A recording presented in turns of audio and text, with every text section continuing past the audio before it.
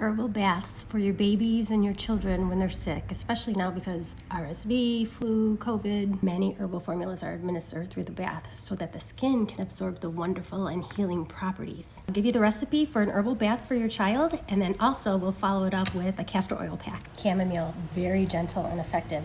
This will help relax the nervous system, help to calm down digestive issues, colicky. Calendula, extremely soothing and healing, and also antifungal. Last herb is thyme for lung congestion, sore throat, coughs. Take half a gallon of hot water, 8 cups of water, and then add your herbs.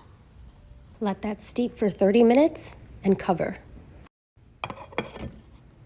Now strain. When that's ready, you want to run a warm bath, pour that mixture in, and let your child sit in there for as long as comfortable, for about 10-15 minutes. Make sure to check the temperature of the water before your child gets in. Here's an alternative you can do after the bath. When they get out, you can take 1 to 2 drops of warm castor oil and just apply that to their chest. Massage that in if they're having trouble with coughs. Make sure that your child is not allergic to any of these herbs. These little added things will help them just to be more comfortable and to get a better night's sleep. Let thy food be thy medicine.